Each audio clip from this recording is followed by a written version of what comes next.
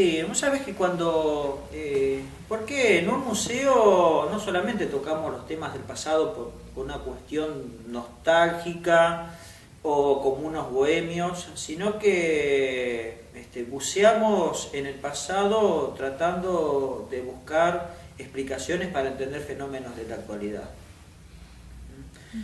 Entre ellos, consideramos de que debemos abrir el juego. Una historia que hasta muy recientemente se fundamentaba en los grandes relatos, en los grandes episodios de nuestro pasado, en la construcción intencional de los próceres, y que hubieron amplios sectores, las grandes mayorías o las masas, que fueron ocultadas o silenciadas. Entre ellas los pueblos originarios, los autóctonos, como así también el de los africanos y afroamericanos. Nuestra intencionalidad tiene que ver con fomentar una convivencia sana, en armonía, plural, entender la diversidad cultural.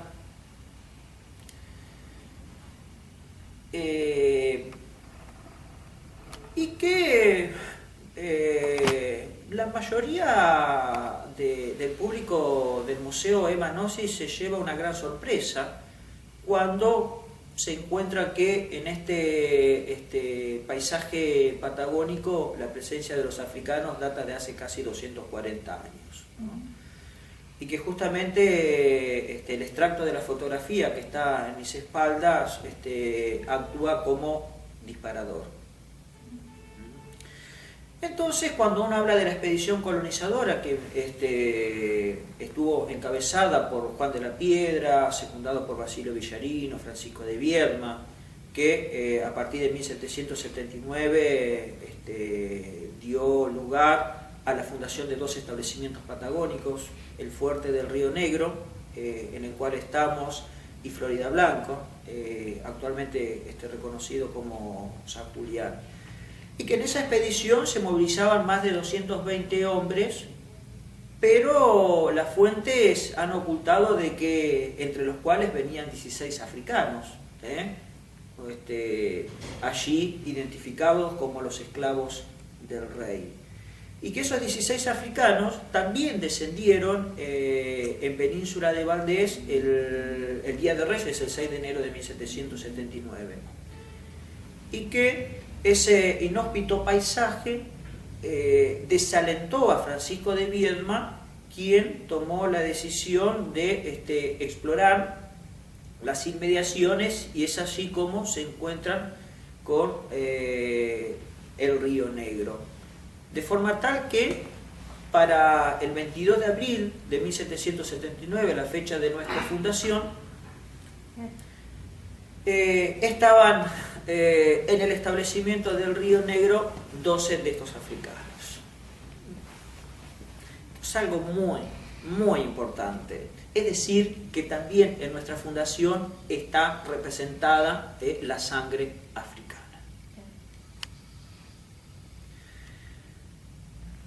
Y dice, porque justamente Francisco de Viedma dice, estos africanos aportan a la población, o a la naciente población, el mayor vigor para las obras del Estado,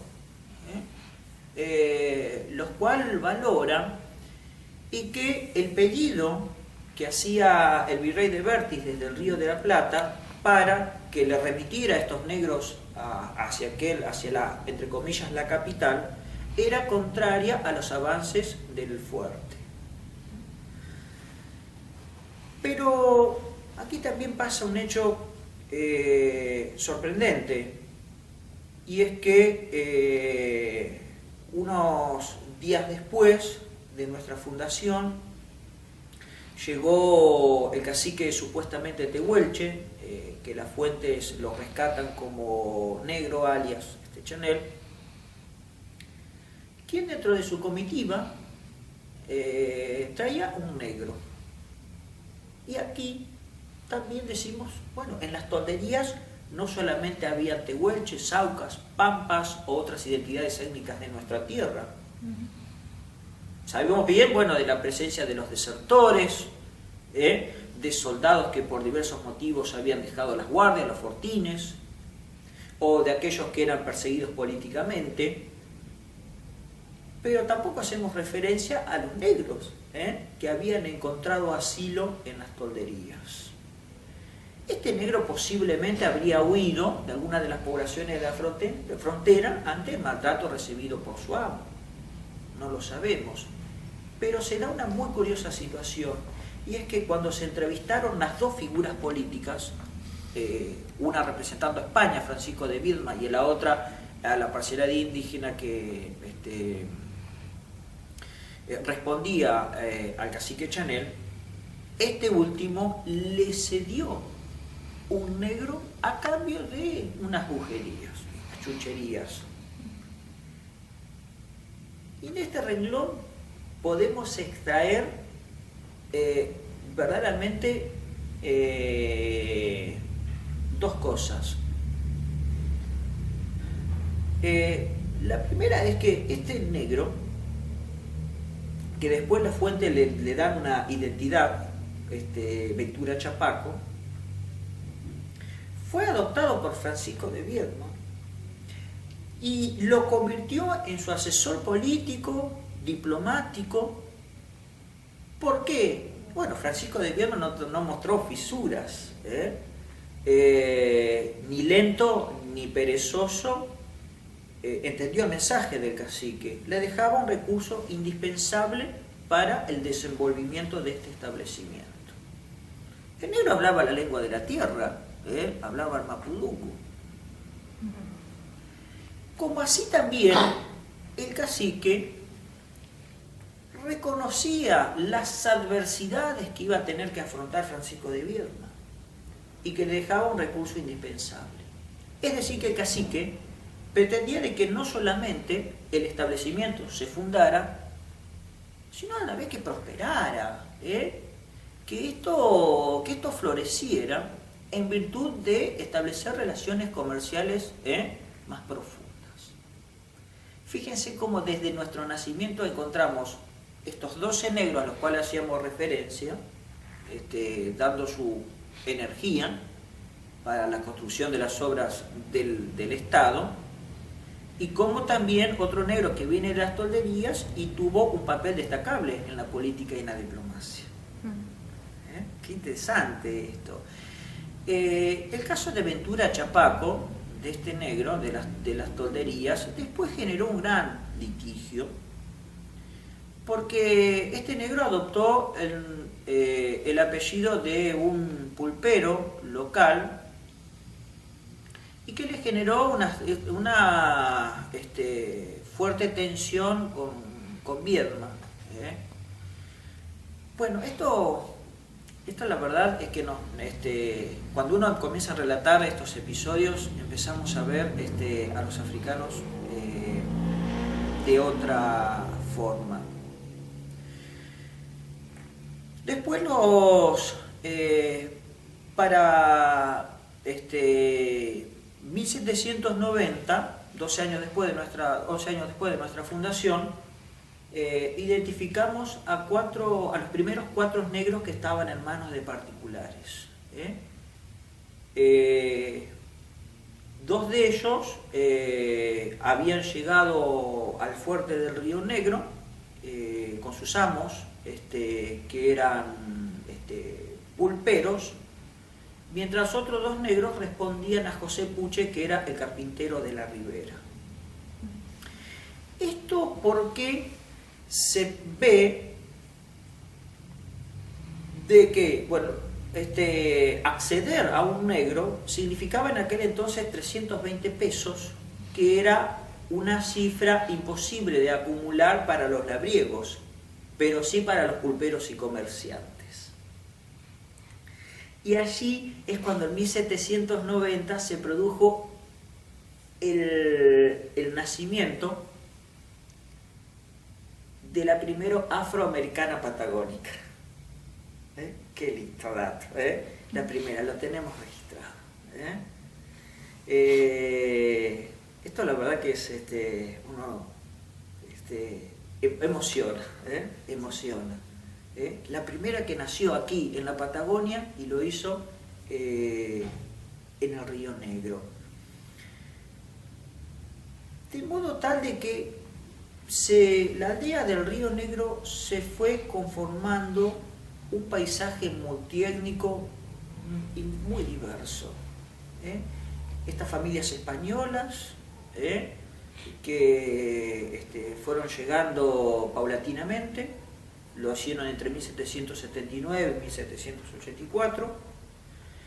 Estos pulperos, que eran mayormente de nación portuguesa, los africanos, a partir de 1790 la primera afroamericana de la Patagonia, los tehuelches, los aucas y los pampas. Es así como uno imagina en las primeras, los primeros trazados que se van haciendo aquí en la población. Imagínense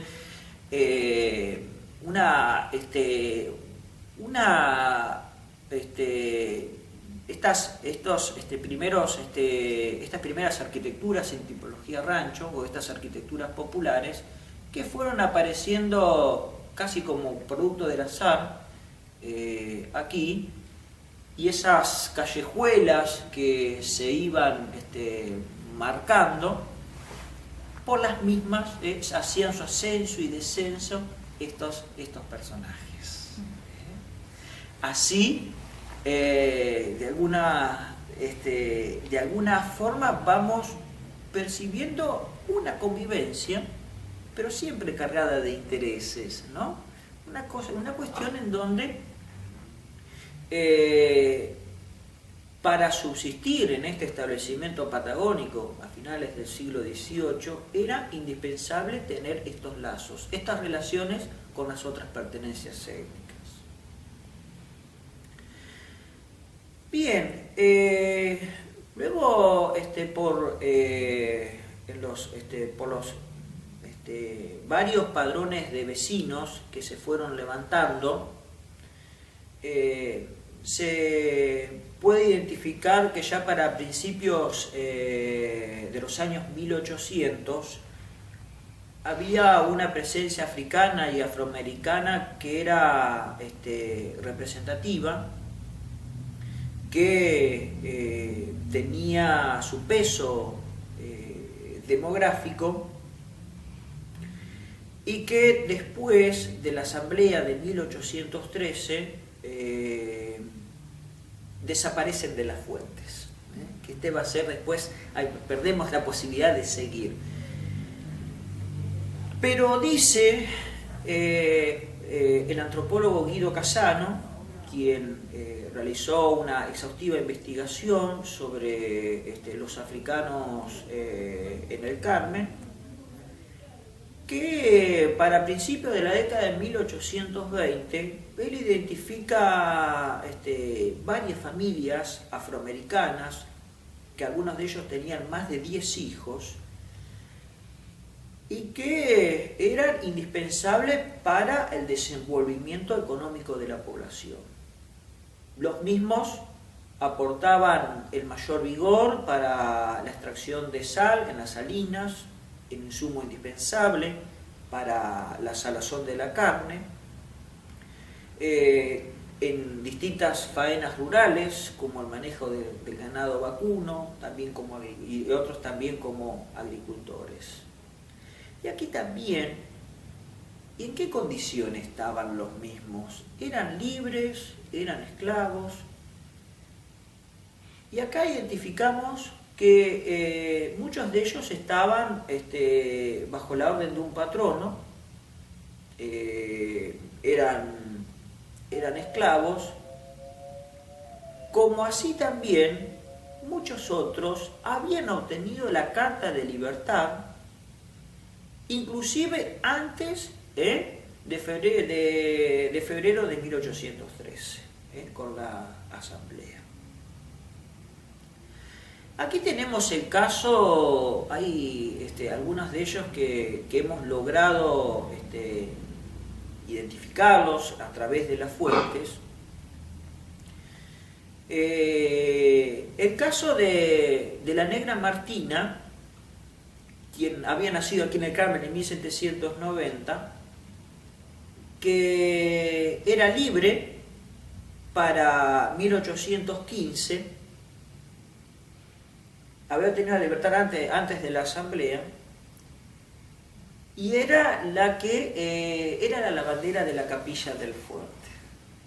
Y allí en los registros nosotros logramos constatar de que en los oficios que aparecen firmados por el comandante Sancho, que se conservan en el Archivo General de la Nación, Martina percibía su estipendio y sus honorarios por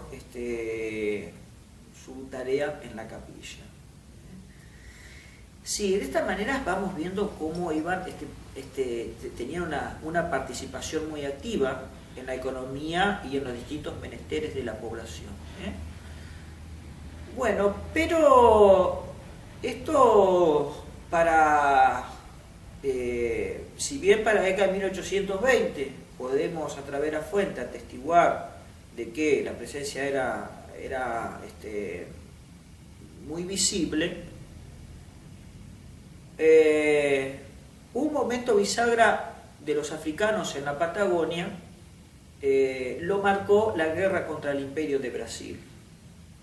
Entre 1825 y 1828, que ya lo vimos en otro momento. Pero aquí, ¿por qué? Lo que hizo Bernardino Rivadavia para hacerle frente a la poderosa escuadra brasileña es acudir a la entrega de patentes de corso, ¿no? A los corsarios, a los mercenarios navales, quienes, estos corsarios, comenzaron a tomar en condición de prisioneras a naves brasileñas, principalmente que participaban en el tráfico, y entre ellas los barcos negreros. Guido Casano logró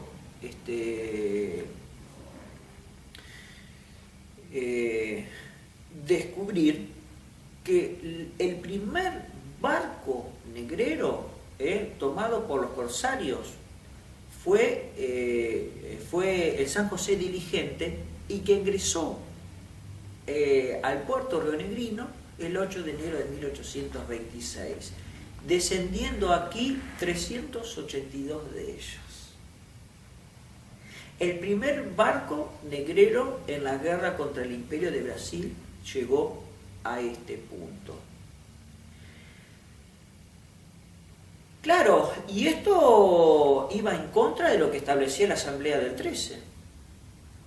Entonces, en marzo de 1826, Bernardino Rivadavia emitió su primer decreto, estableciendo que 100 de esos negros debían ser separados, entrenados de tal manera de tenerlos en forma para el fuerte rionegrino, y el resto, alrededor de 280, distribuidos en la población.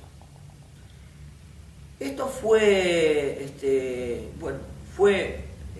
llevado a cabo. Dentro de los 100 africanos separados estuvo Felipe Lapatria, quien está en mis espaldas, de alrededor de 15 años de edad, que fueron movilizados hasta San Javier o San Gabriel para recibir el entrenamiento. Y después, prácticamente todos los pobladores recibieron africanos. Hasta inclusive una afroamericana que estaba aquí en Patagones desde hacía décadas recibió a uno de ellos. Pero bien, no en condición de esclavos, sino como negros libertos.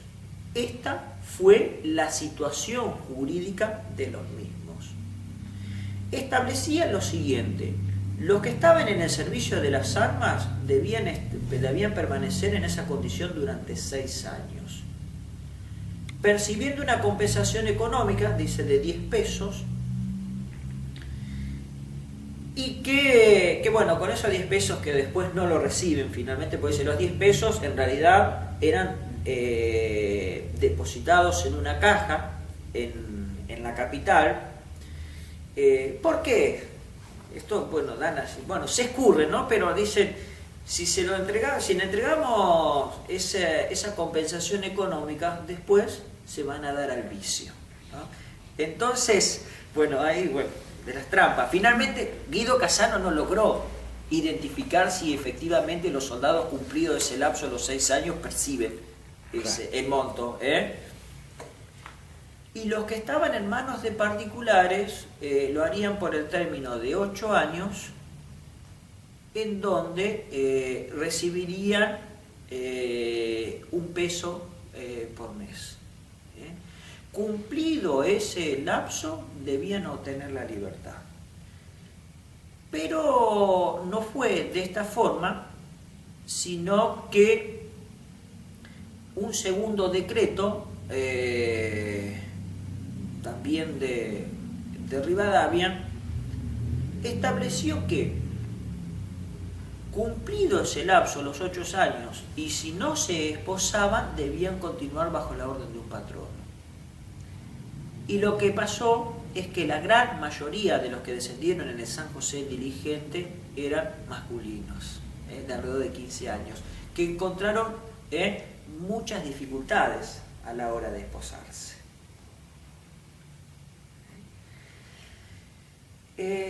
Así que para 1826, más de la mitad de esta población patagónica era afroamericana,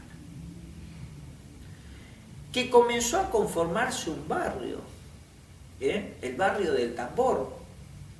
Hubieron muchos barrios del Tambor, inclusive en lo que hoy es la que reconocemos como la República Argentina, en donde allí, agrupados, continuaron reproduciendo el folclore propio de la tierra de la cual procedían. Allí desde el Congo o Angola, étnicamente pertenecían al mantú, se dice, la lengua mantú. De forma tal, ya tenía esto, creo que a veces, si nos ponemos a pensar, el primer barrio del Río Negro fue el de los negros. Ese barrio, digamos, ese agrupamiento de nuevos pobladores que tienen una identidad y que la reproducen. Y allí estaban en el río, allí estaban. ¿Y a dónde estaban? A unos metros de donde nosotros estamos en estos momentos, en el museo. Así que pero además de los africanos que descendieron en estos barcos negreros, después están también los negros ladinos, y acá encontramos, bueno, cómo logramos identificar, diferenciar unos de otros. Felipe Lapatria era de los negros bozales. Y bozales, según las fuentes, hacen referencia a aquellos que recién habían llegado al continente americano y que por esta condición no hablaban ni la castilla, el español, ni el portugués, que debían mediar un lenguaraz, mientras que los negros ladinos ya habían nacido en Pernambuco o en Salvador de Bahía, es decir, que eran ya americanos, y que hablaban algunos de estos idiomas, el español o el portugués. Y los ladinos ya eran adultos, mientras que los bozales, como Felipe Lapatria, no superaban a decir por los informes, los 15 años.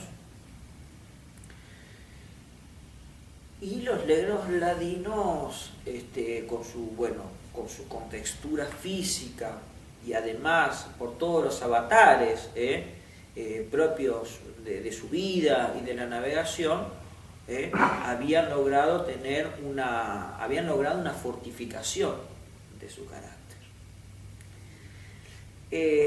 Acá pasa también una muy buena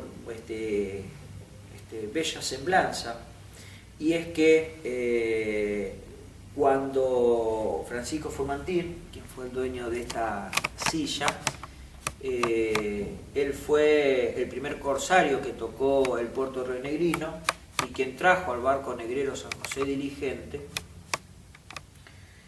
Él fue acusado de piratería. No estaba muy claro esto, cómo es la cuestión del reglamento de corso.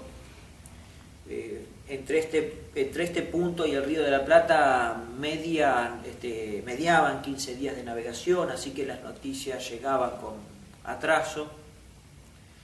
Pero se lo acusa de haber cometido un acto de piratería y esto merecía ser sancionado. Y él, Francisco Formantin, le expresó al comandante de la Carra: fíjense que si me confiscan mi nave y la nave apresada de bandera brasileña, la tripulación se va a poner nerviosa, porque justamente la tripulación estaba esperando el reparto de ese botín, así que había un gran interés. Y la mayor parte de la tripulación del corsario La Valleja, comandado por Formantin, eran negros ladinos. Los alrededor de 30 negros ladinos que estaban en esa embarcación era una fuerza suficiente como para poner en apriete al comandante militar, el fuerte y la misma población. 30 ladinos alborotados y reclamando su paga, podían poner bajo fuego a la población. Y recordemos de que para 1825 tan solo el fuerte del Río Negro contaba con 44 soldados. También esto lo dejaremos para otro momento, ¿no? Pero ver la participación que tuvieron los negros, los africanos, los afroamericanos en los temas locales. Lo vamos a dejar para un próximo momento. Así que después después del combate de Patagones, los acuerdos que se habían logrado con los indios del norte de la Patagonia quedaron sin efecto. Reconocemos nosotros la militarización de la frontera, y que para 1830 ya se había logrado constituir la Guardia, un poco después, 1832 puntualmente, la Guardia de Constitución, que estaba unas leguas aguas adentro. Allí hay una batería de soldados, y la situación se inestabilizó de tal forma con los indios que aquellos particulares que habían recibido africanos en el reparto de 1826 los cedieron para fortalecer el fuerte del Río Negro. De tal forma que finalmente casi todos terminan al servicio de las armas. ¿Qué pasa? Y con estos, sí, y el hecho de que además del San José Diligente llegaron 2 barcos negreros más, el Bon Jesús y el Golfinho, desembarcando en la Patagonia 700 africanos más.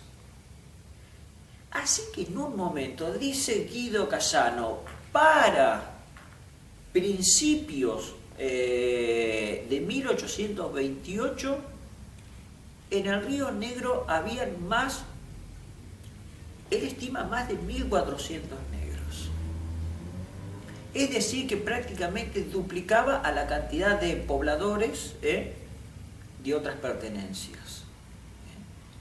Pero bien, estos 700 tuvieron un paso muy fugaz porque fueron inmediatamente solicitados por el Fuerte Protector Argentino, hoy Bahía Blanca, por el Fuerte Independencia, hoy Tandil. Por lo tanto, a pesar de que el comandante militar intentó retenerlos, no pudo contra la resistencia y tuvieron que ser trasladados. Y otro de los muy interesantes hallazgos de Casano fue de que Vernet, a principios de 1830, se llevó 30 de ellos para las Islas Malvinas. Y el mismo antropólogo presume de que los primeros malvinenses fueron africanos, afroamericanos. Qué cosa de qué. La verdad es pensar las Islas Malvinas, ¿no? Y después con todas estas discusiones de que los primeros malvinenses han sido africanos. Qué bonito aporte nos hace Guido Casano para la comprensión de nuestro pasado. A partir de allí... Una pregunta. Sí. Quizás por eso fue de que los primeros gobiernos, creo que fue el de Balcarce y los primeros gobiernos de Rosas, no disputaron ni reclamaron Malvinas, porque eran tierra de negros. No, en realidad no lo sabemos. No lo sabemos. ¿Por qué? No, después de viste que Julio Vernet, bueno, afrenta y allí intenta vencer la resistencia y finalmente fue desalojado Julio Vernet de las Islas Malvinas y también con ellos los negros. Los negros que le pertenecían a él volvieron al continente. Pero bueno, y ahí, Ricardo, vos abrís otra ventana. El tema de que las bases del rosismo fueron los sectores populares y la simpatía que tenían los negros hacia, entre comillas, el restaurador, ¿no? Que eso por ahí lo vamos a ver en otro momento aquí a nivel local.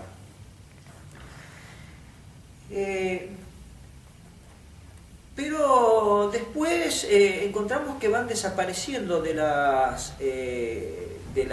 se nos hacen difíciles seguirlo a través de las fuentes, en verdad. Aquí debemos continuar indagando, principalmente en el Archivo General de la Nación, porque le perdemos el rastro a muchos de ellos, y en especial a estos 104 africanos exactamente que en 1826 fueron sumados al servicio de las armas, como el caso de Felipe la Patria. De esos 104, ya para 1830 varios habían tomado otro destino. Y acá vamos a hacer referencia a este personaje en verdad que tengo a mis espaldas, porque Felipe la Patria fue uno de los representantes de la comunidad afro y afroamericana aquí en la Patagonia, que logró obtener el grado de teniente, que logró tener algunas fincas y que era quien precedía las ceremonias propias de su tierra aquí en el barrio del Tambor. Según parece, y es una de las descripciones que hace Francisco Pita, Felipe la Patria era quien tocaba el tambor mayor en su condición de rey o de tatatán, también como aparece en las fuentes. Era una cuestión de jerarquía, y que quienes lo secundaban tocaban los tambores menores. También lo describen a Felipe la Patria con una vestimenta muy colorida, en donde predominaba las pieles de gato montés. Pero no solamente nos quedamos con esta figura masculina, sino que también vamos a darle un espacio a Isabel Ibáñez, su esposa, que también fue una reconocida africana de nuestro medio, porque era quien poseía y desarrollaba una fórmula muy deseada, sobre todo por las solteras, por las señoritas. Isabel había logrado encontrar una fórmula a partir de la guinda. Esta guinda, a través de un proceso con azúcar y el aporte de alcohol, se logra una bebida que reconocemos como el guindado con gancho, como se llamaba la que elaboraba esta señora. De tal forma que, según se relata, las señoritas le pedían ese guindado con gancho para tratar de engancharse con algunos de los personajes que principalmente desembarcaban en el puerto local. Esta es una historia muy bonita, y que también tiene que ver con esta cuestión, este desarrollo de esa fórmula. También está representando los rituales propios de la tierra africana, ¿no? Esta cuestión en donde hay ciertas pociones o la carga mágica que podía recibir. Así que de este repaso de la presencia de los africanos en el Río Negro, siglo XVIII y primeras décadas del siglo XIX, nos encontramos con una presencia muy constituida y que estuvo representada, y que no hay dudas de que su presencia quedó visibilizada en lo que hoy finalmente termina conformando las ciudades de Viedma y de Carmen de Patagones. Después y esto para finalizar y tratar de aportar esta cuestión en donde por qué desaparecieron los negros, que también cuando aquí el público se nos presenta, nos preguntamos, ¿no? Es una pregunta de rigor, ¿por qué desaparecieron los negros? En principio, nuestro posicionamiento es que no desaparecieron los negros, que tenemos una fuerte y manifiesta herencia de su presencia en lo que hoy es el territorio nacional, de tal forma que los ritmos folclóricos de percusión es una manifestación de su presencia, principalmente en el norte y noroeste de nuestro país, como así también muchas de las voces que usamos cotidianamente, que de allí prudense, como ají, como picante, como mondongo, como quilombo también, capo, quilombo, clapo, hay muchas expresiones que las utilizamos y a veces no lo percibimos de cuál es su origen, que no vienen del latín, así que no viene de Europa, no viene del latín, sino que viene del continente negro. Que bueno, uno de esos trabajos, el de Andrews, que ya por la década del 90 hizo un trabajo aquí en nuestro territorio, y bueno, dice, no, en rigor, dice, como después de la guerra con el Brasil no ingresaron más africanos en el territorio nacional, se fue dando una cuestión de que se fue diluyendo, ¿no? En este mestizaje, los rasgos físicos africanos fueron lentamente no siendo tan visibles, como también cierta intencionalidad en algún momento del Estado por aclarar la piel e intentar borrar todos aquellos rasgos americanos, entre los cuales también quedan los gauchos y los indios. Los africanos también fueron víctimas de esta persecución. Seguro que hay que darle un tratamiento mucho más profundo a estos temas. Como un aporte local, hay una fotografía que te prometo que para el próximo encuentro vamos a compartirla.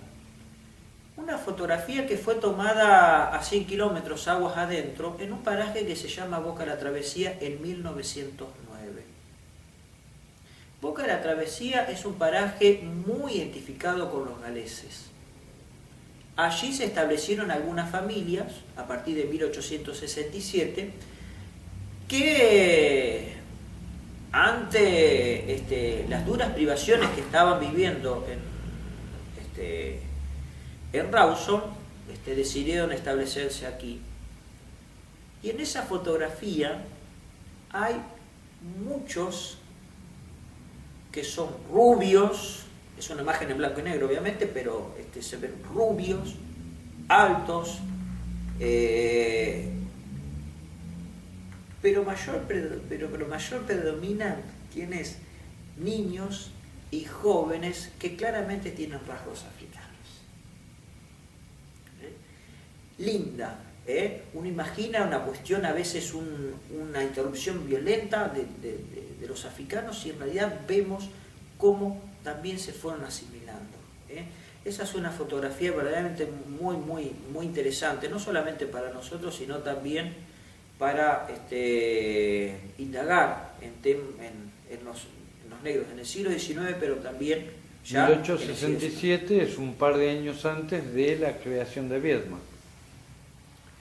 1874 se hizo la subdivisión. Perdón. De la ciudad. No, 1879. 1879. Ahí, o sea que ahí esa foto es unos años antes de hasta la creación de la propia ciudad. Claro, entonces sí, es la verdad es que es una fotografía muy, vamos a, por ahí insisto en esto, vamos a dejarla para otro momento, para así la ve el público, claro. Le dejamos esta curiosidad, ¿no? para develarla. Bueno, Ricardo, muchas gracias por venir, gracias. Ay, tu nombre no dice. Elizabeth. La verdad es que hay que darle estos espacios para seguir pensando y reflexionando en la historia nacional y nuestra identidad.